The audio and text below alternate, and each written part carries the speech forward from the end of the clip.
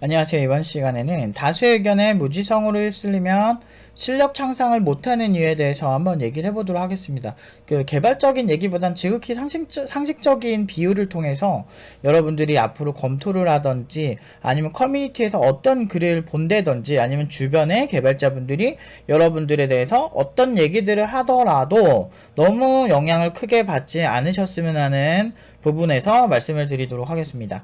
일단 요즘 뭐가 대세다 하는 막 이러면서 특정 기술을 쓰지 않으면 막 굉장히 문제인 것처럼 몰아가는 사람들 많아요. 제일 기가 차는 게 파이썬 안 쓰면은 뭔가 문제가 많대. 꼭 어설픈 경력에 또 어설픈 애들이 그냥 그렇게 한다고. 어설프게 어디서 그냥 어설프게 배워가지고. 근데 안타깝게도 저 90년대 중후반부터 파이썬 했어요, 여러분들. 그래서 이게 되게 오래된 언어라는 걸 너무 잘 알고 있고, 제가 옛날에 진짜 옛날에 쓴 글도 있는데, 제가 컴퓨터 공학 할 때 C랑 C++ 배우는 것보다 초보자들은 파이썬 배우는 게 좋다라고 저는 2000년대 초반 대학 들어갈 때부터 얘기하는 사람이에요. 근데 되게 오래된 언어고 사실 언어로 뭐가 핫하고 못 하다가 만드는 게 아니고 그 미국에서 워낙에 이게 사람들이 많이 선호하고 어렸을 때부터 많이 배우다 보니까 그거를 인터페이스화 시켜서 인공지능 기술들이 내부에 C랑 C++로 이제 내부 아키텍처를 다 만든 다음에 그 연결하는 인터페이스적인 걸로 파이썬을 선호하다 보니까 파이썬이 대세가 되고 그런 거지. 내부에는 사실 되게 멀티랭귀지로 다 이제 구성이 좀 돼 있거든요, 일반적으로. 근데 그런 어떤 내면적인 부분도 모르고 아키텍처 분석도 안 되는 사람들이 막 팀노바를 그렇게 막 얘기를 한다든지 아니면 되게 똑똑하고 선량한 그런 친구들에게 오염을 시켜요. 그래서 되게 하향평준화가 되는 거죠. 그래서 사실 팀노바가 하는 얘기가 사람들한테는 되게 생소하게 들리고 그런데 이상하게 우리만 5천 이상으로 계속 가잖아요. 근데 그 이유가 더 정확하니까 그런 거라고 봐야 되겠죠. 예를 들어서 제약회사에 약이 있는데 어떤 약은 사람들에게 되게 인기가 있는 약이야. 뭐 예를 들어서 대표적으로 코로나 이런 코로나 예방접종을 하고 이제 우리 몸을 추스르는데 타이레놀을 많이 쓰는데 실제로 그것보다는 더 효과가 좋은 그 전에는 아직 좀 물음표라서 이제 얘기가 되진 않았지만 더 좋은 그런 치료제라고 해야 되나? 그런 것들이 더 있거든요, 사실은.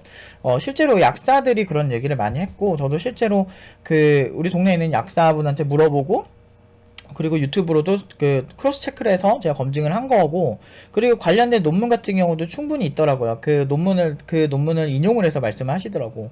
그래서 제가 그런 거 보면서 이게 확실히 어떤 정확한 건, 그러니까 누군가 대세다 해서 그게 정답은 아니다라는 거를 좀 얘기를 하고 싶고, 그거와 관련해서 우리 일상에서 좀 배울 만한 것들을 얘기를 해서 여러분들이 뭔가를 할 때 그냥 그 파도에 뭔가 자꾸 다수에 휩쓸리지 않으셨으면 하는 바람에서 이런 얘기를 한번 해보도록 할게요. 저도 교육에 있어서 제가 직접 한 땀 한 땀 하고, 제가 교육하는 건 제가 다 직접 다 만든 거고, 누구를 차용해서 따라한 적도 없고, 하나하나가 제가 다 질문을 통해서, 이렇게 하면 이 친구가 이렇게 되는구나, 이렇게 하면 이 친구가 이렇게 반응하는 거구나, 이렇게 하면 제가 18년 동안을 교육을 해온 거거든요. 그래서 어설프게 그냥 대충대충 교육하면은 다 비슷할 줄 아시는데, 그러면은, 왜 우리만 연봉 5천 이상으로 가고, 5,200, 최근에 간치고 5,200, 5,400, 5,000으로 간치기는,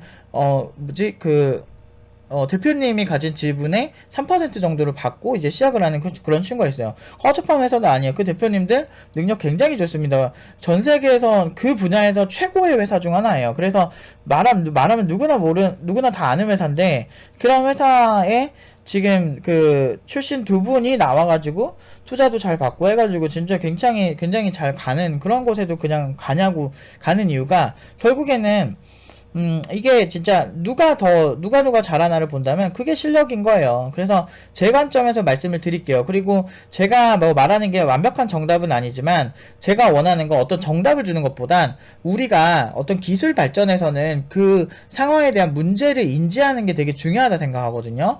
그런데 대부분의 사람들은 블로그에 어떤 사람이 블로깅 하나 하는 거 우연히 검색하다 보고 뭐가 대세다. 물론 저도 그런 자료들을 검토는 하는데요.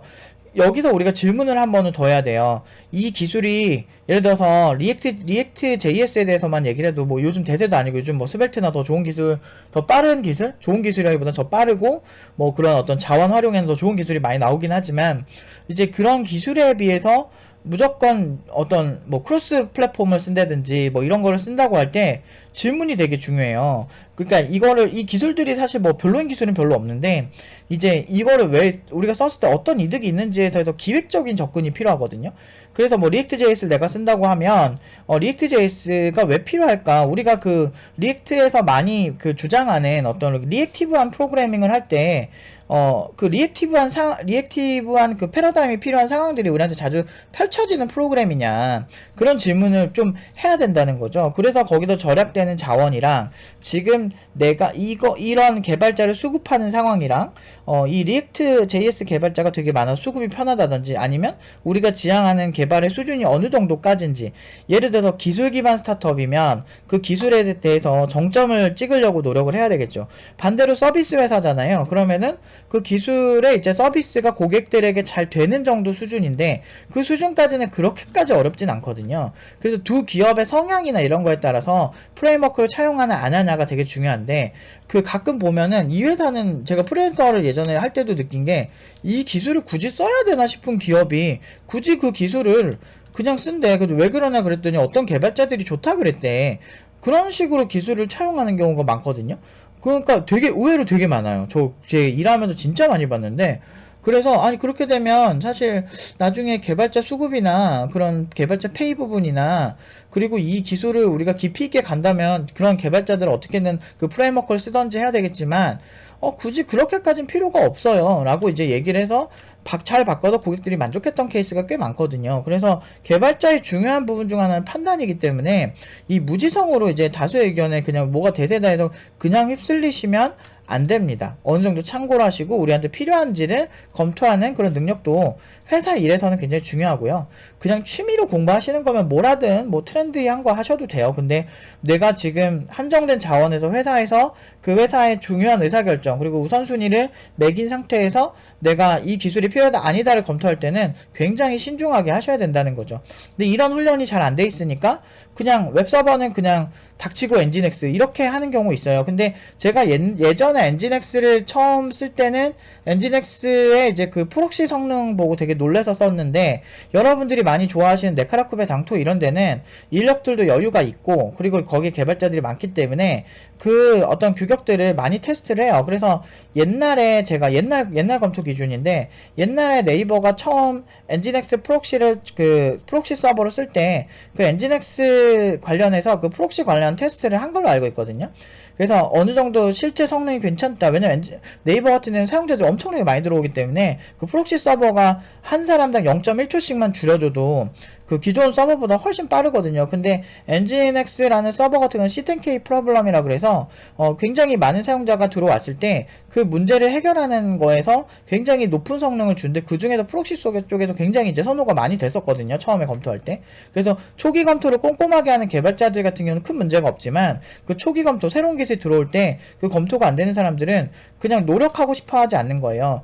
예를 들어서 여러분들 뭐 저도 뭐 화장품 살 때 피부가 민감할 때 뭐 디렉터 파이님이나 뭐 어떤 그 각 분야의 뭐 영양제 같은 것도 이제 약사분들이 추천해 주시는 거 많이 사는데 그 나름대로 근거가 있잖아요. 논리나 근거들이 있고 여러분들 뭐 다시 이제 제가 이제 조만간 찍을 건데 이제 뭐 노트북 추천 컨텐츠도 많이 좋아하시잖아요. 개발적 노트북 그런 것처럼 이제 그 사람의 판단이나 그런 것들을 대신해서 사는 거 나쁘진 않아요. 그런데 중요한 건 여러분들이 프로 개발자가 아닐 때 얘기겠죠. 우리는 프로 약사가 아니고 프로 화장품 리뷰어가 아니기 때문에 그런 사람들의 판단만큼 우리가 공부를 한 게 없기 때문에 힘들지만 저는 개발자고 여러분들이 프로라면 그런 검토에 있어서는 그냥 뭐가 대세다라는 걸 참고로 보고 난 다음에 내가 판단을 하는 게 맞다는 거죠. 근데 주로 그냥 그렇게 무지성으로 따라가면 보통은 그렇게 좋지도 않을 뿐더러 솔직히 한국 커뮤니티에서 그렇게 되게 좋은 기술들이 막 이렇게 화제가 되고 그런 시점이 좀 늦어요. 그래서 그럴 거면 차라리 무지성으로 따라갈 거면 해외 개발자 커뮤니티 같은 데를 차라리 참고하시는 거 훨씬 더 추천을 드리거든요, 저는.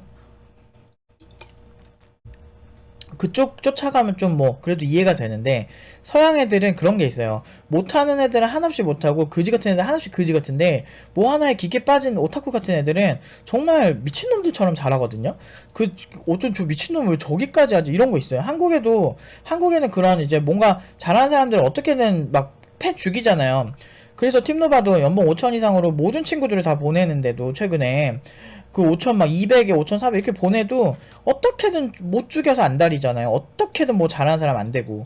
그런 것처럼 이렇게 막 좀 한국인 특유의 그 비상식적인 것들이 좀 있어요. 제가 이런 얘기들을 미국에서 공부하는 팀노바 팀원들 분들이랑 얘기를 하다 보면 좀 많이 느껴요. 그러니까 확실히 좀 정서적 차이가 있는데, 그래서 서양이 좀 더 잘 되는 거 아닐까. 유망한 스타트업이나 기술 수준을 한국 사람들이 수학을 그렇게 잘하고 그렇게 똑똑한데도, 그렇게 근면성실한데도 불구하고 왜 주요 기술들은 서양에 자꾸 밀릴까, 이런 생각해보면 저는 그런 어떤 실용주의적 사고, 그리고 잘하는 사람들을 위로 올려주는 문화가 굉장히 부족한 것 같고, 그냥 무조건 못 살면 다 같이 못 살아야 돼. 그거잖아. 공산주의 사회주의가 다 같이 못 살자잖아. 그러니까 발전도 없고, 그리고 아무도 노력 안 하니까 부자만 나쁜 놈 하면서 선동하는 게, 부자가 있을 땐 선동이 되는데요. 뭐 잘하는 사람들이 있을 때 그 사람들 증오의 대상으로 삼고 그 사람 어떻게든 끄집어내고 해코지하고 이런 게 그 사람들한테는 굉장히 좋은 촉매제가 될 수는 있는데, 중요한 건 그렇게 해서 모든 부자들을 다 죽여버리고 모든 잘하는 사람들이 다 없어지면 그 나라는 경쟁력을 잃어요. 전형적인 베네수엘라나 전형적인 그 쿠바가 지금같이 최빈민국스럽게 변화하게 된, 그렇게 된 이유 중 하나입니다. 물론 그거 하나 가지고 그런 건 아니지만, 자세한 건 한번 그 역사나 히스토리에 대해서 한번 공부를 해보세요. 굉장히, 저는 처음에 굉장히 되게 그런 어떤 공산주의, 사회주의 자체는 좋아하진 않았지만 복지를 많이 늘려야 된다고 생각하는 사람 중 하나였는데, 사실 그 복지 예산이라는 게 보통 경제력과 좀 비례하는 경우가 있어서, 그 경제력은 결국엔 또 기업이 잘 돼야 되기 때문에 같이 가야 되는 게 맞거든요. 근데 그런 증오, 그러니까 기업인들이 부자가 되고 싶으니까 기업을 차리죠, 사실. 그래서 그런 것들이 인정을 해줘야만, 필요악이지만 존재하는 게 있잖아요. 어떻게 누군가가 되게 잘 되고 그 사람들만 잘 먹고 잘 살고, 나는 지금 라면 한 끼 먹기도 힘든데 저 사람들은 막 맨날 찹 스테이크 먹고 막 그러면은 굉장히 짜증날 수 있죠. 인간은 비교의 동물이기 때문에 짜증날 수 있지만, 그런 사람들이 존재함으로써 더 경쟁을 하기 때문에 매년 스마트폰도 막 더 좋게 발전하고 우리의 삶이 더 좋아지는 겁니다. 그 사람들이 돈을 많이 벌려고 하면 할수록 그 더 획기적인 제품이 나오기 때문에 그만큼 좋은 거고, 그리고 지금 현실적으로 뭔가 굉장히 잘하는 나라에서 엄청난 경쟁력을 가진 경우에 그런 곳들이 훨씬 돈을 많이 법니다. 그러면 그 나라는 부자가 되고, 그 나라 외적인 나라에서는 부들부들 하겠지만, 예를 들어서 대표적으로 애플 같은 경우도 그 혁신을 해서 돈을 더 많이 벌려고 한 거죠. 애플이 아이팟 나오기 전에는 그렇게 좀 애매했어요. 되게. 그러다가 이어팟인가 뭐 그건 아이팟 나오고, 그 다음에 아이폰 나온 다음에 지금처럼 어마어마한 신용 등급을 가진 그런 어마어마한 기업으로 성장을 한 건데, 그런 혁신이 결국엔 돈 벌려고 하는 거라는 거죠. 근데 그게 단순히 욕심으로 보지 마시고 그런 것 때문에 시장이 어떻게 펼쳐졌는지, 지금 모든 사람들이 스마트폰 하나씩 갖고 다니는 이런 세상이 펼쳐진 거예요. 그 전에 얼마나 통신사 카르텔이 정말 무지성엔 그냥 끝이었어요. 그러니까 정말 이 사람들은 솔직히 무료로 다 3G 같은 거 풀 수 있는 기술력이 있음에도 불구하고 아이폰 나오기 전에 안 풀었잖아요. 그리고 인터넷 요금 되게 비싸게 받고 통신사들 불로소득 얻는데, 아이폰이 와서 생태계를 확 바꿔놓으니까 그 다음부터 인터넷이 풀리고 비슷한 가격을 내고 무제한 인터넷을 사용할 수 있는 지금 시대가 온 거죠. 그러니까 저는 시장을 좀 객관적으로 봐야 된다 생각해요. 사람들이 다 경제가 힘들다 어쩌고 막 그런 분위기에만 휩쓸리지 마시고, 실질적으로 내 삶이 어떻게 바뀌고 정말 옛날이 좋다라고 하는, 1980년대 하나도 안 좋아요. 뭐 저는 뭐 어렸을 때 생각해보면 집이 그렇게 잘 살지 못해서 집에서 그런 게 바퀴벌레들이 너무 많았는데, 요즘은 그 해충을 전문적으로 박멸하는 그런 좋은 기업들도 많아졌잖아요. 근데 지금 단순히 내가 집 사는 게 예전에 비해서 비싸다 이런 거 하나만으로 그냥 단순히 치부하기엔 예전에는 생각보다 미개했습니다. 그래서 저는 지금 현 시점, 그리고 앞으로 올 미래가 현재보다는 더 편리하고 행복한 세상이 되지 않을까라고 저는 그렇게 생각을 하고 있거든요. 근데 이런 입장에서 제가 좀 다양한 예시를 한번 이렇게 좀 빗대어 드리자면, 이효리가 마오라는 단어를 언급한 적이 있어요. 근데 이때 대다수의 중국인들은 악플을 엄청나게 달고 이효리한테 테러를 했었거든요. 이거 그렇게 좋은 행동은 아니라는 생각 안 드세요? 그때 엄청 다수가 중국인들이었죠. 그래서 중국인들 인구가 엄청 많으니까. 그리고 두 번째, 유재석이 올림픽 심사 논란에 대해서 우려를 표했다는 이유로 최근에 중국 유재석 팬클럽이 폭파되었어요. 그게 사라졌다고요. 이게 옳은 거 같으세요? 그들에겐 다수잖아요. 그 나라에서는 그런 여론이 다수인 거예요. 근데 그게 옳은 건가요? 이거 중국만 그렇다고요? 안 그래요. 한국도 똑같아요.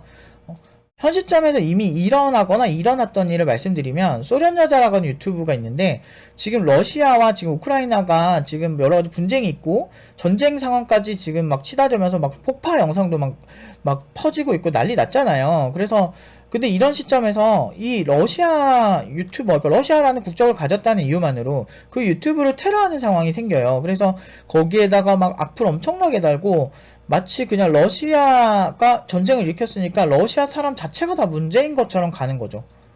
근데 이거 미개하잖아요. 근데 이거 똑같은 상황 우리에도 있었잖아요. 뭐 옛날에 보면 중국과 관련해서 조금 불리한 발언을 조금 하면 중국 그 플랫폼에서 활동하는 한국인 유튜버들 다 그렇게 막 하나씩 막 싸잡아서 막 욕하고 공격하고 무지성으로 공격하고 그리고 보면 그 일본 갈등 상황에서 유니클로 불매까지 하고 심지어 일식 먹는 사람들까지 째려보고 일식 차린 한국인 사장님들한테도 막 별 지랄들을 다 하고 말 같지도 않은 그런 행동들을 하는데 지금은 또 일식 잘 먹잖아. 돈가스는 일식이라며 연돈 일식이에요. 연돈 일본식 돈가스야. 그러니까 막 그런 거 보면 뭐지? 이런 거야. 근데 그들 다 다수였다고요.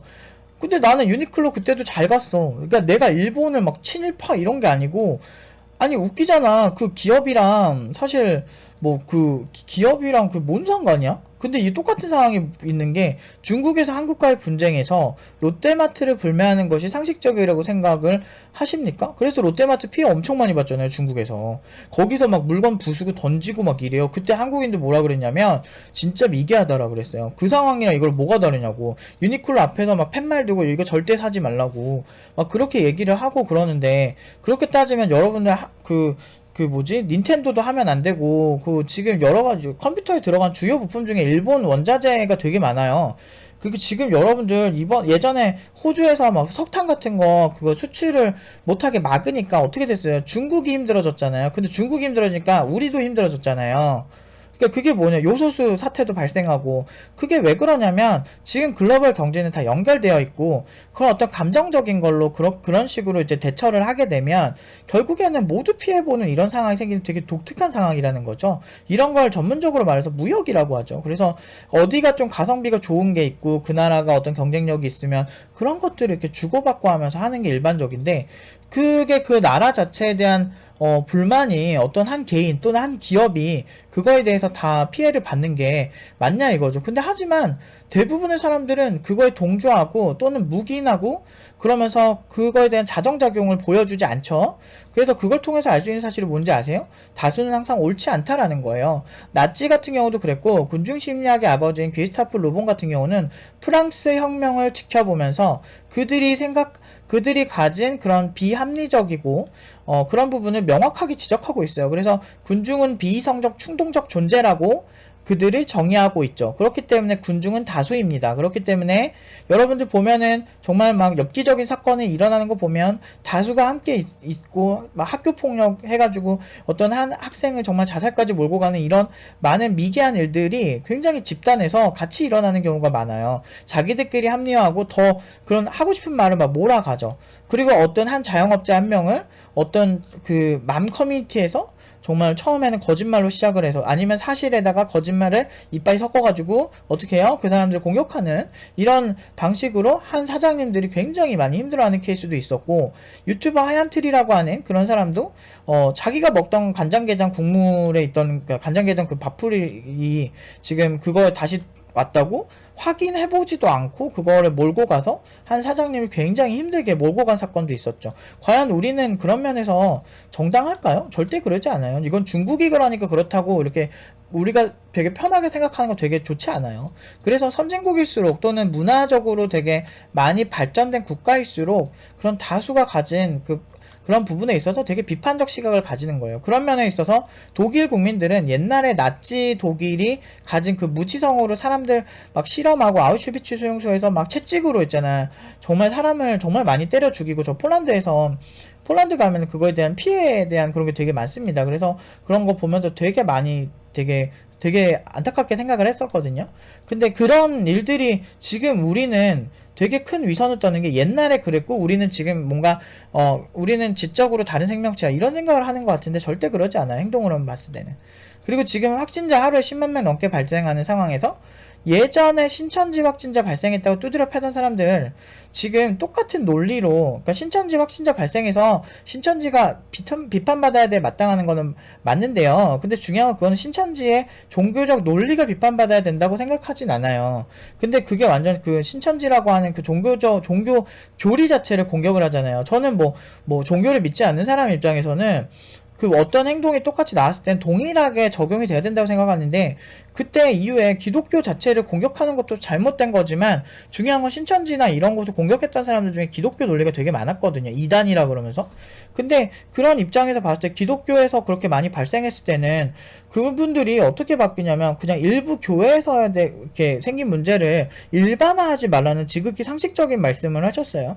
그런 것처럼 우리가 그런 상식을 가져야 되는데, 다수인 종교이기 때문에 그들은 이해해주고 소수의 종교이기 때문에 이해하면 안 된다, 이런 방식은 되게 위험하다는 거죠. 그렇기 때문에 제가 지금까지 그 많은 커뮤니티에 그 거짓말하는 거에 되게 많이 공격을 당하고, 막 사실 한 두 줄 써놓으면 뭐 거짓말 5줄 써놓고 이런 식으로 선동을 해요. 그리고 실제로 저희가 그렇게 해가지고 해코지 하려는 사람들 한 2명 그 경찰 통해서 이제 들은 게 다 학원 IP였어요. 그래서 되게 웃기잖아. 근데 그 정도로 여러분들 이런 홀로코스트가 굉장히 쉽게 자행되고 어떤 선동가가 그런 걸 만들어갈 수 있어요. 다행히도 제가 이런 얘기를 지금 할 수 있게 된 건, 그 당시에 이런 얘기 했으면 전 뚜까 맞았을 거예요. 근데 지금 이런 얘기 할 수 있는 건 시간이 지나면 사람들이 생각을 하거든요. 그래서 그거에 대해서 배우고 반성하기 때문에 우리가 그래, 어떤 곳에서 확진자가 발생한다고 그 집단 자체가 문제라기보다는 방역 수칙을 제대로 지키지 못하고 그 상황을 악화시킨 그런 관리의 책임을 물어야 된다는 거라는 걸 많이 배웠을 거라고 생각을 해요. 그래서 저는 어떤 공격하는 포인트가 자꾸 넘어서는 건 되게 위험한 것 같거든요. 그러니까 예를 들면 뭐 여러 가지 유튜버들도 그렇고, 막 뭐 이제 프리신랑가 뭐 그런 사람도 그렇고, 공격하는 포인트가 조금 이렇게 어디 선을 넘었을 때 저는 좀 되게 굉장히 아쉽다고 좀 생각을 하고, 그런 부분 우리가 조심해야 된다 생각합니다. 그래서 다수가 어떤 주장을 한다고 했을 때 무조건 휩쓸려 가기보다는 우리가 생각을 하고 판단을 해서 가고 싶으면 같이 가고, 아니면 아닌 게 차라리 훨씬 시간이 지났을 때 덜 부끄럽지 않을까라는 생각을 하고, 그런 결정이 여러분들이 기술적 선택이나 IT 업계에서 여러분들의 이렇게 살아가는 그런 과정들을 훨씬 멋있게 만들 수 있지 않을까라는 생각을 하면서 오늘 영상을 마치도록 하겠습니다.